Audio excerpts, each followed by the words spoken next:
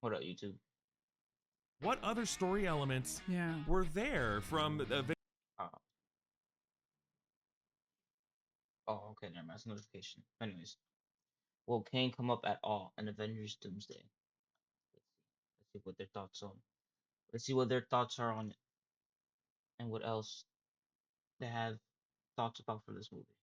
Avengers Kang Dynasty? Is any of that still in the story? Do we think that the name Kang be mentioned in this new version of Doomsday? No. They're gonna say that other guy. Or there was someone else who I usurped. Will they even say that? I think they're gonna say that other guy, and it's gonna be Paul Rudd. How is Paul Rudd gonna go into a new movie and not say? He's the one who's He'll gonna be like, say, yeah, there was this one guy, but I guess he's just gone. Welcome back to New Rockstars. Who's actually writing Avengers Doomsday and Avengers Secret Wars? And what story elements from the original Kang Dynasty version of the story survived with Michael Waldron as he came back to help Stephen McFeely and the Russo brothers construct the new version of this plot with Doctor Doom? This is the Sneak Peek, the weekly podcast on New Rockstars. It looks ahead to the future of fandom with me, Jessica Clemens, and Eric Voss. Hi, Jess.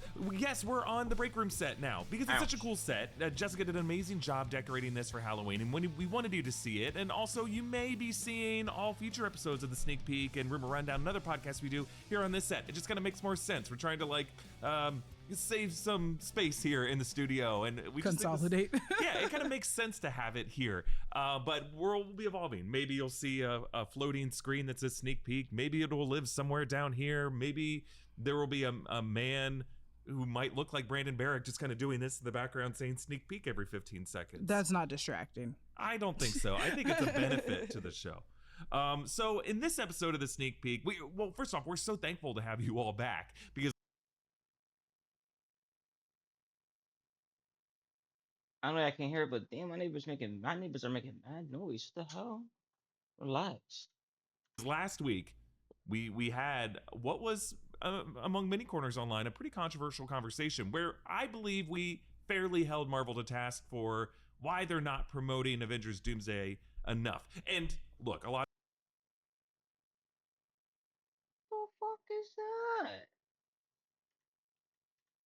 Not the video, my neighbors. among many corners online a pretty controversial conversation where I believe we fairly held Marvel to task for why they're not promoting Avengers Doomsday enough. And look, a lot of you can say, isn't our overexposure the problem? Aren't we just 14 months away from this movie? Yes, and yes, you could argue that. All we're really saying is how weird it is Marvel Studios won't let Brie Larson in an interview say. If you're on YouTube, just fast forward.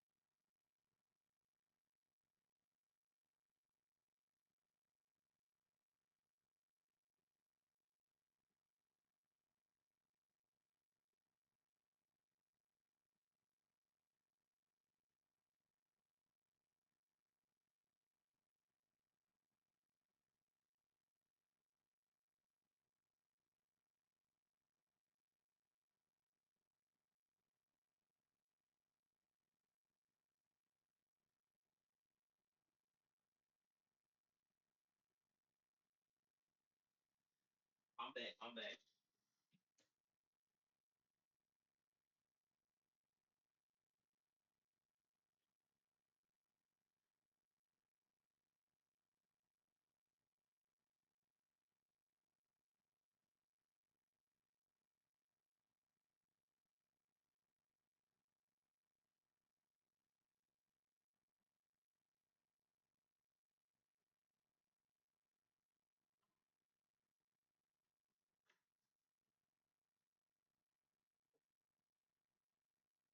Well, not dark here. I want it a little less dark. I mean, a little less bright.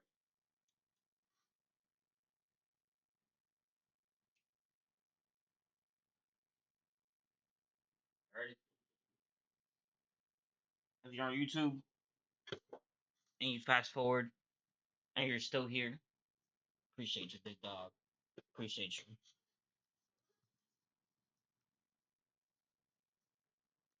That she's in the movie. Like, I think the secrecy is helpful in some cases, but in some cases it's just ridiculous and unnecessary. Mhm. And if they already started promoting this movie in March with that set shares announcement and they're letting the Russo brothers, all we're saying is like, Marvel Studios, you can afford to let the Russo brothers and people like Stephen McFeely and Michael Waldron post a picture of the screenplay, post some behind the scenes photos. Yeah. That's not that hard to do. Yeah. There's no budget involved. And we're not talking about we need a trailer right now. Of course, we'd like Stop holding so many of their cards to the vest. I'm trying to say stop holding so many. Just come on, I could tease us. one. We're just saying, like, remind the public consciousness that this. For example, look at James Gunn. He literally posted a picture of a script, and not even just a picture of the script. He posted a picture of the front page of the script that had a human brain on it. That shit costed $0, and the publicity that shit had got was way more than anything you could have put in millions for advertisement. You know what I'm trying to say? Come on now. Movie is coming in little small ways, and it will benefit you in huge ways. Yes. That's all we're saying. But we appreciate all the feedback. Okay, so here's what we're going to talk about. I'm not saying tell us everything too. That's gonna be in the movie. No, I'm just saying that you could tease. Like I'm trying to say, like if they want to hold the look of Doctor Doom or hold back Doctor Doom until people go watch the actual movie, I could kind of get that. But still, even that, come on, show us. But if they're like, you know what, we want to say that for the movie, I'm trying to say, I don't blame them. But everything else, come on, what are you doing? On Wednesday, we released this video on the New Rockstars channel about what Michael Waldron said in a Reddit AMA about like his original version of Doomsday with Jeff Loveness that he was writing. Did you see that AMA? No. Have you watched any of Chad Powers? No. Yes, I was the same way. I haven't watched any of Chad Powers, but this clip that like Michael Waldron tweeted at us saying that he had Natalie Holt, the composer from Loki, put the Loki music theme in the background for the marching band, and I didn't hear it at all. And he tagged New Rockstars like, "How'd you guys miss this?" And I'm like, "How did I miss this tweet?" Like, I feel so bad that like he tweeted at us. Maybe because we're not watching Chad Powers, unfortunately, Michael Waldron. I think we do have to start watching Chad Powers just for that.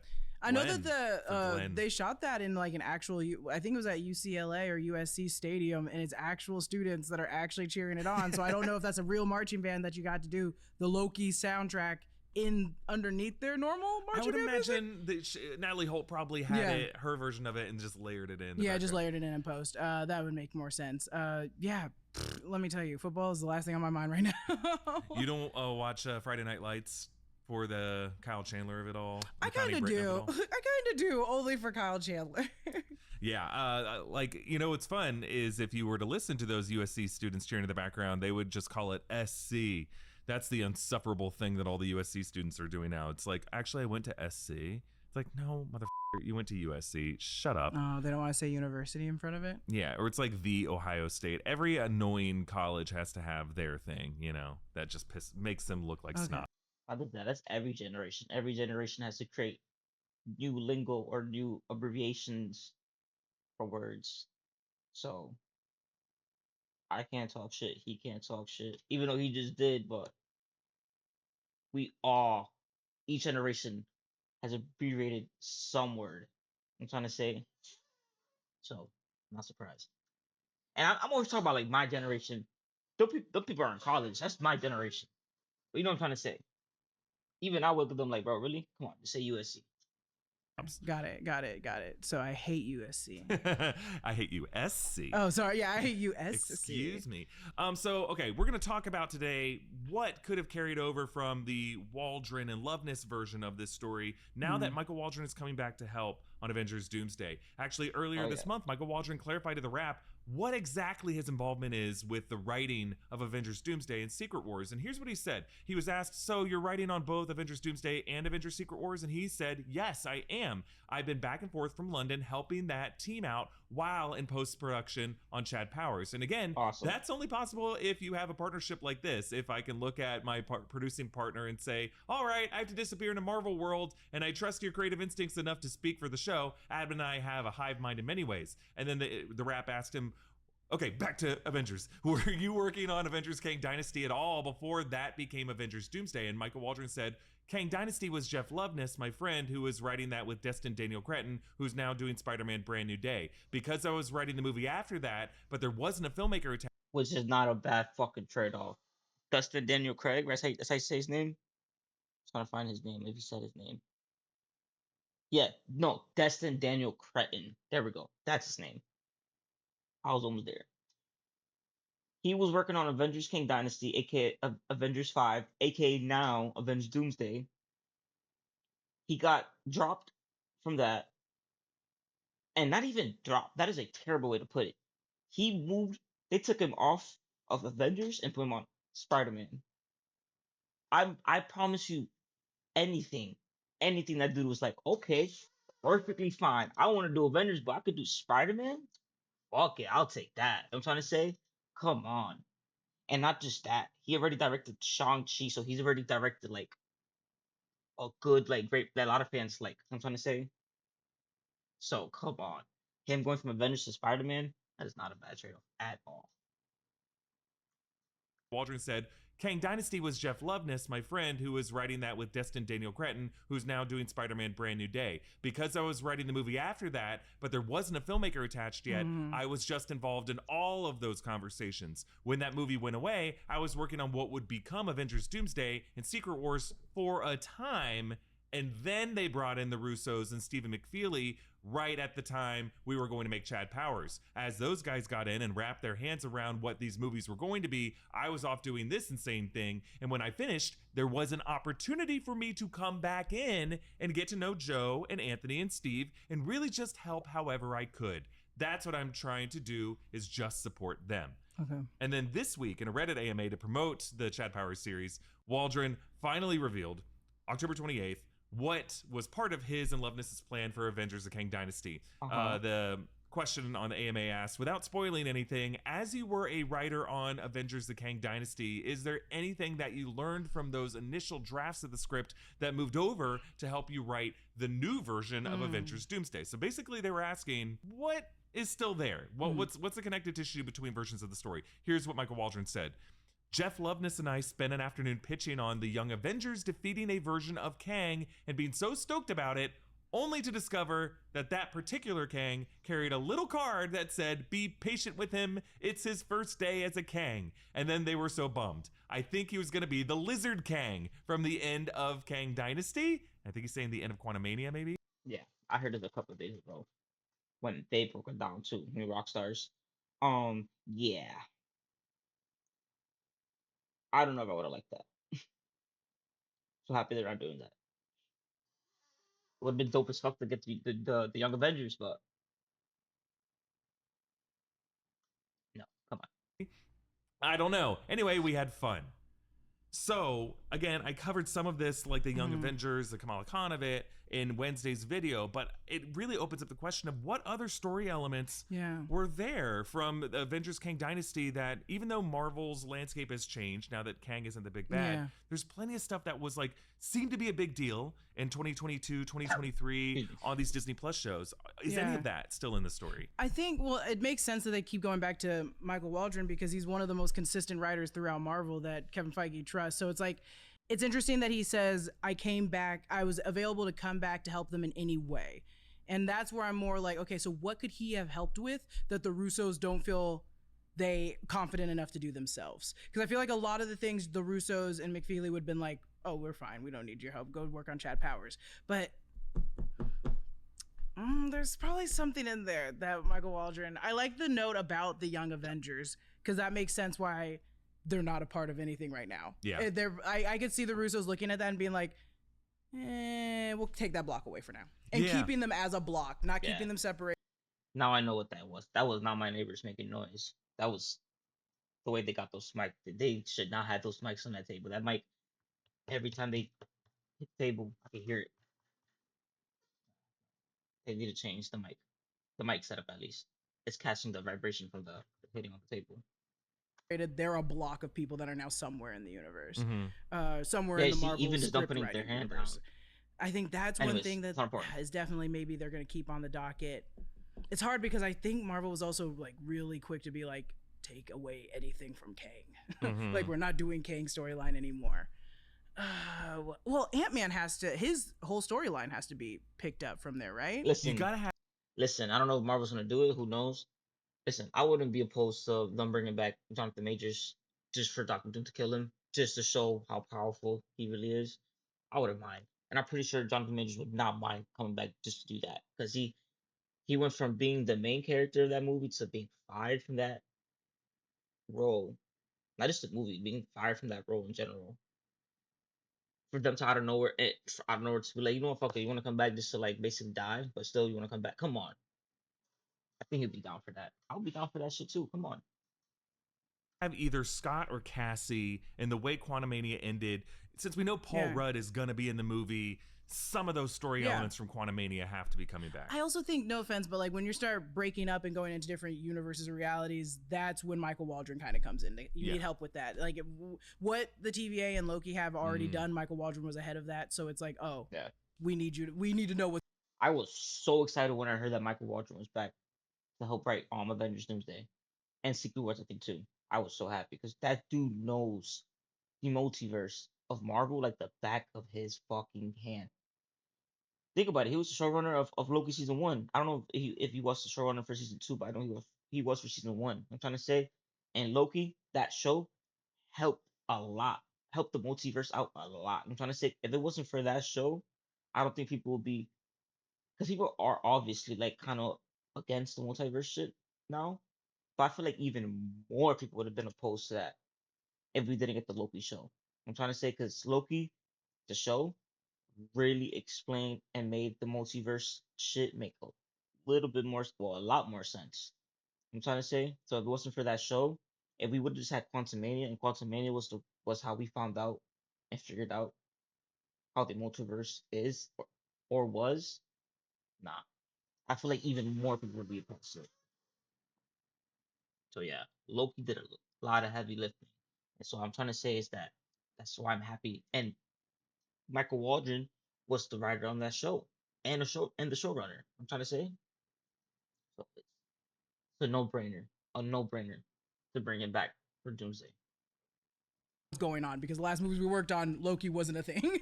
Right. Yeah. I think just for the TVA of it all. Well, yeah. I think just understanding. I think unfortunately he made a lot of the definitive answers for some things, especially because he did Strange. Yes. So I'm like, damn. If we want to stick to the math and stay with the continuity, we have to go to Michael Waldron and ask what was in his brain when he came up with this weird magic trick. Yeah, part of this answer is figuring out, going back to Loki season 1 and going back to the different phases of Multiverse of Madness, because Waldron came in late. There were other writers of Multiverse of Madness. He came in late, and there's some interviews you can find where he said, well, when I came in, there was already going to be an 838 Universe Massacre. There were already some people decided of who the options were. But like that was like one of the things that the first thing that he wrote a new pass on was exactly the throes of that battle. Yeah. I think the adapting the Hickman dialogue about what incursions are, everything John Krasinski says as Reed Richards was Waldron. Yeah. But yeah, I think all the TVA logic, I think that was Waldron's like brainchild from Loki season 1, that he's the guy you go to if you're gonna have anything set.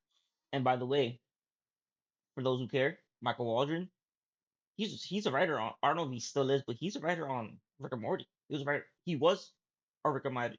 Oh my god. English. He's a writer on Rick and Morty. Michael Waldron. If you didn't know, now you do. In the TVA, you have to ask Waldron. Is Michael Waldron one of the Rick and Morty writers? Yeah, that makes sense. Also, it's like they know the science before any of us. Berg has talked to us about that writers' room and how much research it takes in for like weeks for those people. That's why they got Jessica Gao. That's why they got Jeff Loveness. It's like these people kind of understand the science or what questions to ask when talking about how big the universe can be. And I think those are the parts that Waldron. Yeah. So the TVA.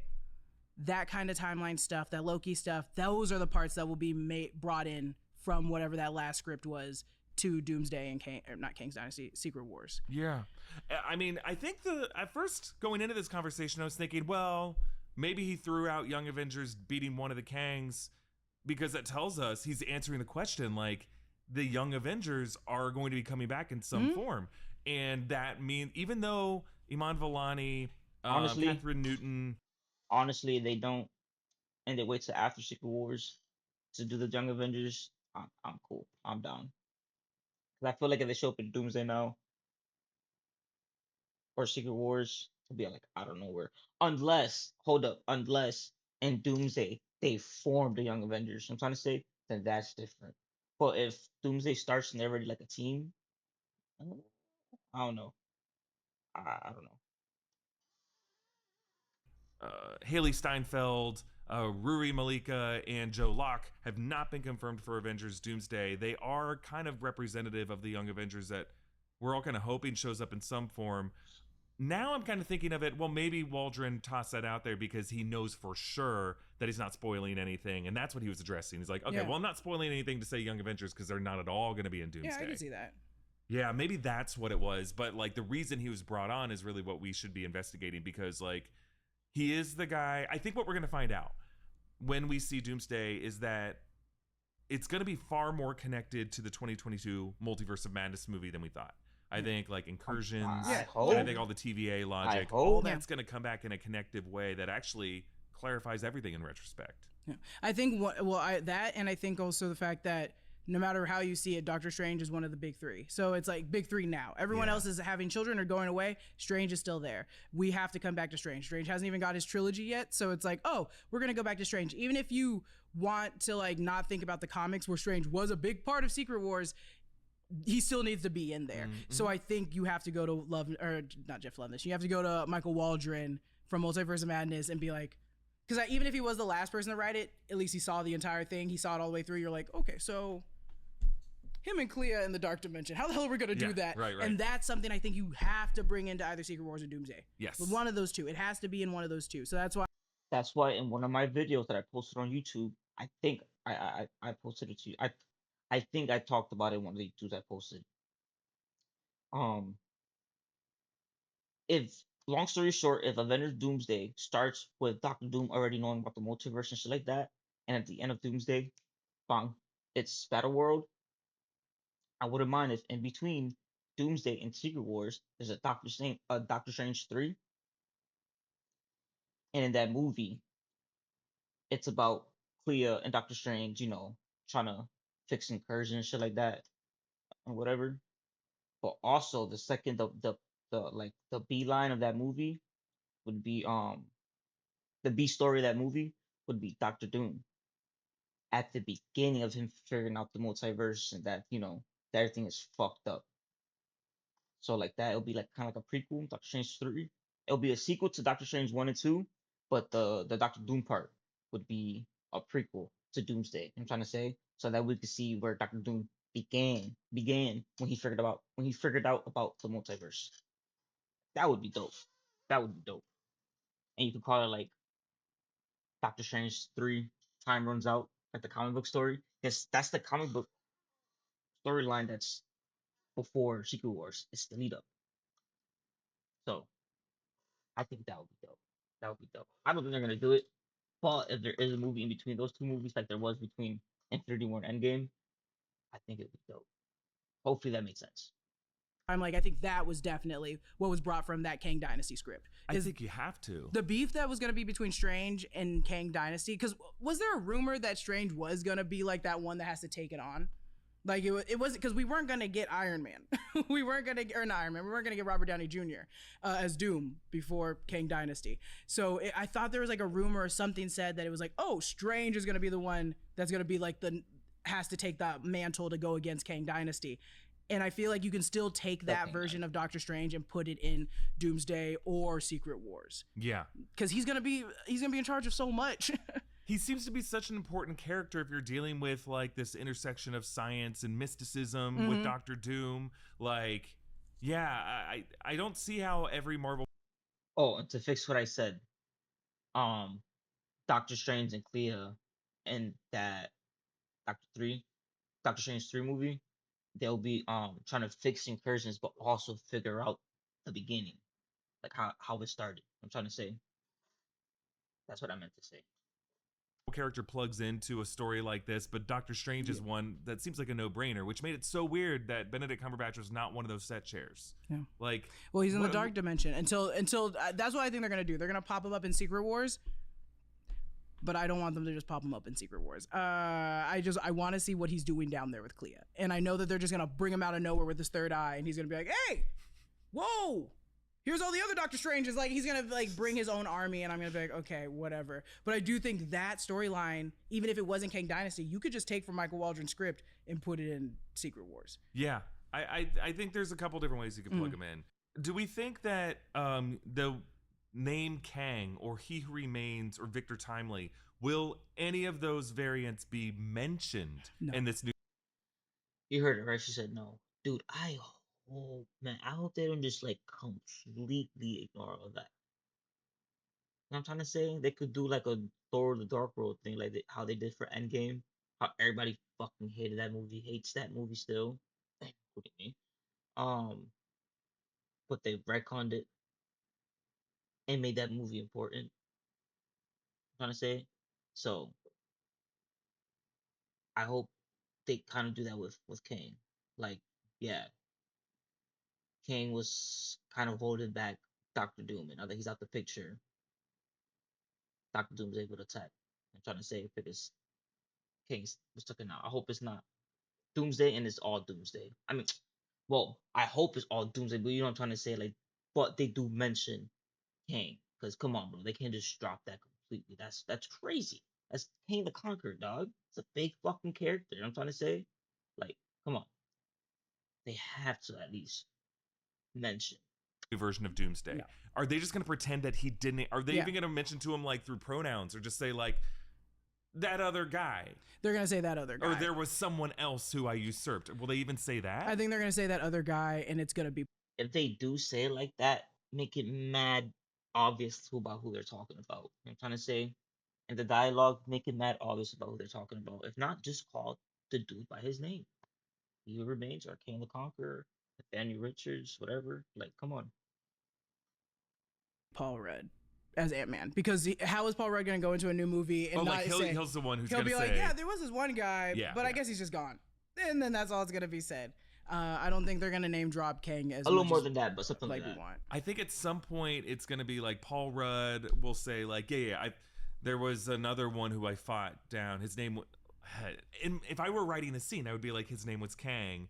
And then someone else could say, well, he went by many names, but he doesn't matter anymore or something. Yeah, that's probably what's going to happen. Which would feel even kind of like, I don't even know if like someone at Marvel would even be like, you can't say that. I think they're either going to take it out or it's going to be that. But I just know it's not going to be such a huge focus point. Yeah. It's just going to be Yeah, maybe they say like there were many multiversal conquerors from the ages, from the eons, but Doctor Doom ended up on top of the pile or something like that. Like they're going to mention that there were other names that you may have heard of, but Doctor Doom is the one you got to focus on now. Yeah. I mean, the same thing with like Thanos, I guess. It's like Thanos was the big thing of that phase. Yeah. And then we go against Kang and we're like, oh, Thanos was only almost as bad, and it's like, no, Thanos was also bad. Like, he destroyed everybody. He killed half of the universe. That I think that's pretty fucking bad. But then we just went on to Kang, so now we're going on to Doom, and Doom will be the new big bad. Yeah, I think while this feels kind of weird that you wouldn't even be able to name Kang, think about it. It's Marvel Studios all the time. They do things like they never use people's names. They're like the guy in the suit. You know, they do shit like that. So it's going to be that with Kang, I would imagine. And really, I think what's going to happen is when they're talking about the TVA, you're going to see like Thor or someone walking through the TVA. He's going to be like, who built all of this? And then, you know, someone from the TVA or Doctor Strange or you know, Ant-Man will be like, from my understanding, it was this other guy. And they're like, yes, this architecture was built. Who knows who built it, but the point is now Doom is controlling it. It's gonna be shit like that. Yeah, I think it's they sweep things under the rug all the time. I think just as big of. I mean, yeah, but dude, that's fucking Kang. You can't just sweep that under the rug like that, dog. You can't. You just can't. I don't know. I'm probably like, I don't know. I'm standing on my opinion. Fuck that. They can't just sweep that under the rug. Like I said, doesn't have to be a full on thing. They can just bring him back, kill him, or if not, just say that Kang was the last thing that was holding Doctor Doom back. And since he's out, like I said, like he's out the picture, that's why Doctor Doom's able to attack. Like, come on. The deal is the Eternals in the situation of like, oh, could Doom actually kill like a Celestial or like do something so bad? And they wouldn't bring that up. They would never bring up the Eternals again. They don't want to remind us that the Eternals was a thing. No, that's gonna get left behind. I think there's a lot of things that are like super big and temperamental that are gonna be left behind. Are there just to kind of rewind the clock, like I know, right? Are the Eternals gonna show up? I'm not gonna lie. I completely forgot about them. Holy shit. And I like that movie. I know a lot of people that like it. I like that movie. That was a beautiful looking movie. I'll give it that. Kind of boring, but the visuals, holy shit. And that came out at the same time as I think Dune Part 1. And I saw them like within the same week. And dude, it was like, holy shit. Like, because I consider Dune now to be like one of the standards for CGI movies. Dude, Eternals was up there. Like I said, I watched it because it came out during the same time. Also within the same week. Dude, it was up there. Eternals. You might be like, oh yeah, it's the MCU, it's Marvel Studios. They got the money for it. Yeah, I know, but at that time they was slacking a little bit. I'm trying to say, it's COVID and all that. But for that movie, they went all out for Eternals. That was a beautiful fucking movie. CGI and everything was dope. The speed for Makari, dude, that was fired. That was a fired like effect for a speedster. That was dope. When she was like jumping across continents and shit, that was dope.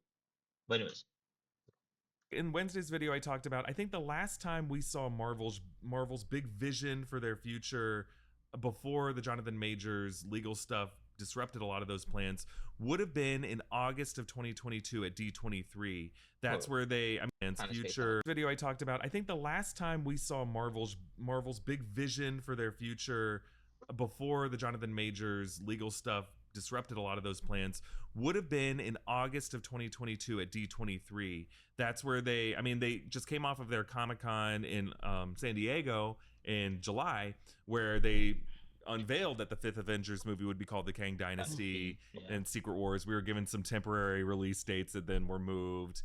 Guardians of the Galaxy was coming out, and we knew at this point that Daredevil Born Again was going to be coming. Captain America Brave New World was coming.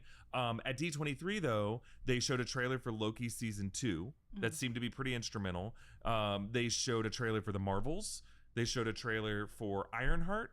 That was the first time Anthony started to tease like Mephisto being part of it. He even said like, I have to dance around the details here, but he was totally talking about Mephisto in that moment. So he was going to be part of their plans at that point. And we got a Werewolf by Night teaser. We got a Thunderbolts announcement as well at D23. That was their plan. And then obviously the following March, the major stuff happened and disrupted a lot of their plans, so that the following September they do their Palm Springs thing. In August they were already talking to Downey, and then they ended up going with Doom. So like any of the other things I mentioned, we were coming off of a season of Moon Knight that was earlier that year. I gotta imagine if they're doing a show with Oscar Isaac, they had plans to put him in the Kang Dynasty. Do we think Moon Knight could still show up in Doomsday? Yeah, they could if they want to. Sure. But do you think they want to? I think everybody can do a lot of things that they want to. I think it comes down to like, even if they have a lot of money, it still comes down to money. I think if it was up to the Russos, if there was no money, they would put everybody in it. Like, why? There's no reason to not put everybody in it. Why wouldn't you want everybody in it? But at the end of the day, you're doing a lot of VFX, and let me tell you, Moon Knight is all VFX. Yeah. Even the person that accompanies him is a VFX. And then on top of that, you're hiring what's his name that does the voice? Who I don't know if they're bringing back. Abraham. Who I don't know if they're going to bring back. They brought him back for Marvel Zombies. They did? Yeah, he voiced Khonshu in Marvel Zombies. Okay, so they might bring him back. Like he may have already recorded his audio. That is also true. Sounds like what was Elizabeth Olsen was like, I did that 12 years ago. I sat in my closet and just recorded lines. I didn't and know what the scene was. And this is why you record within the 4 months. Yeah. Just get an hour with them and have them record like now or let's go, Avengers assemble. I can't do this. Whatever you think you might like, be helpful. Maybe give us one of the I'm coming for you, Clarice. Maybe give us some of those. No, yeah. So I think it just takes a lot for him, and then you gotta. I always talk about this because I really like the way that the writer for Thunderbolts was like, yeah, I actually ended up killing Taskmaster because a lot of her parts just overlapped with the same jokes that Century made. They were both like people that didn't know what they were doing and they weren't doing it right, and it was always like Trip falling into the perfect like solution, and then we realized like, oh, we kind of just gotta get rid of Taskmaster. And I think the same could be said for Moon Knight. Hold up, y'all. Let me disconnect.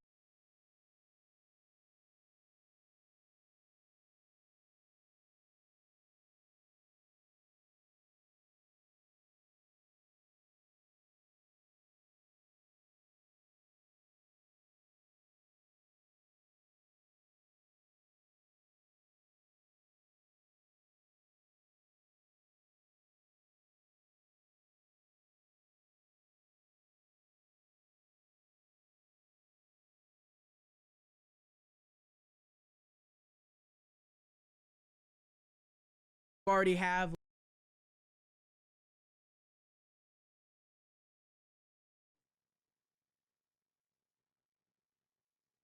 Yo. All right, bet. people that didn't know what they were doing and they weren't doing it right, and it was always like Trip falling into the perfect like solution. And then we realized like, oh, we kind of just gotta get rid of Taskmaster. And I think the same could be said for Moon Knight, unfortunately, when you already have like so many characters that are so volatile because he has not finished his business. He has Sorry, y'all. Hold on. Let me just check.